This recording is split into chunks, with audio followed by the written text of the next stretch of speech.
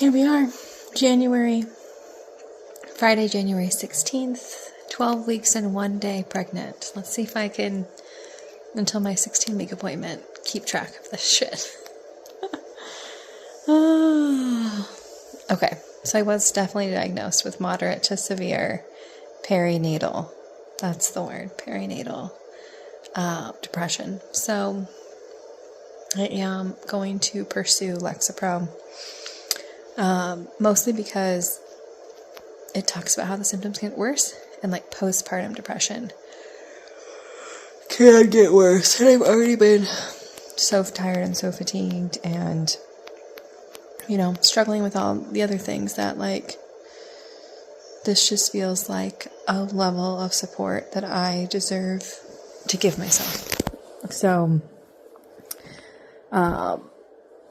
I tend to have always been a like, suck it up and move through it kind of person, and I promised myself this pregnancy I would do everything in my power to take care of myself, take care of my body, take care of Isabel, take care of this baby. So that's what we're doing. I do not have gestational diabetes. Blood sugars are perfect. All my blood work was perfect and good. I'm not anemic or anything. So it's just the perinatal depression. Which, it has been making things harder. You guys have been watching the vlog up until this point. Some of you who've experienced it probably called it way sooner than I, knew. But there's so much time between your appointments in the beginning that, I didn't know to ask until now. So, yeah.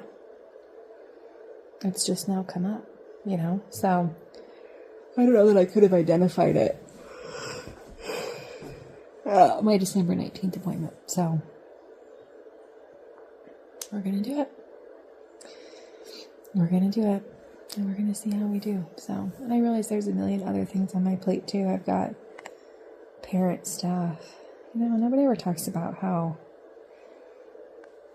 you have to, when you become a parent, and when you are a parent, you also have to parent your parents. It's like you're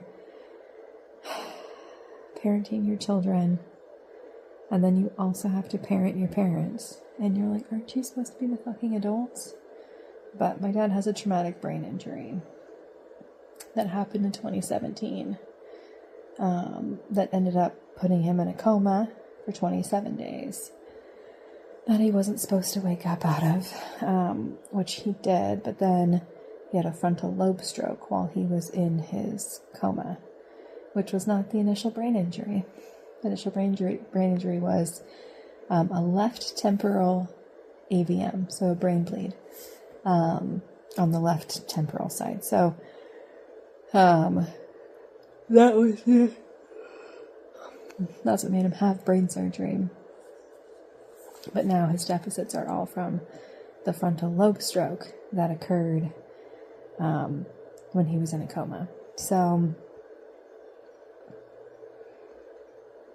he's just getting worse, and things are getting harder. And he had a psychotic break in 2020, right at the beginning of COVID, and then he had a psychotic break this summer. We caught that it was happening.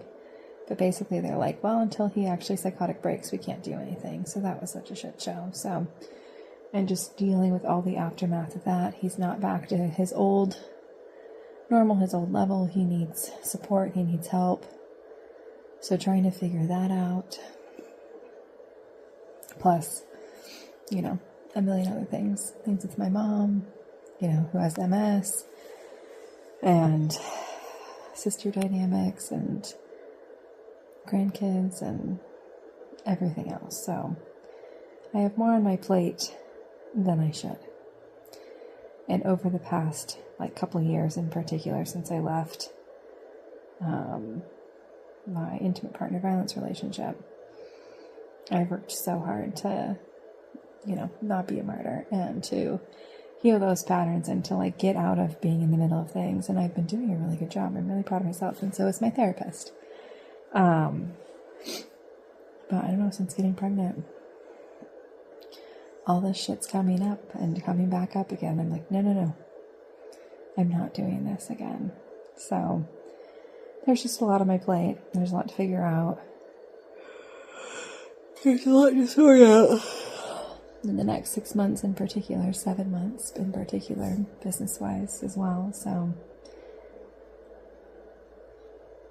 my plate feels really full. And I could really use some support. Like just regular ass support. Not support that I have to always pay for. Just some people in my corner who get it. Nobody's used to me feeling this way or being this way.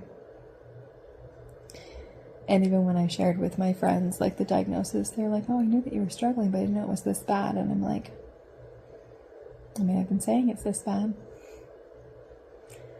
I've been saying that.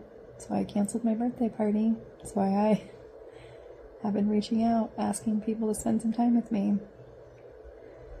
So, I don't know if a diagnosis makes a difference, but we'll just see how the next few months go.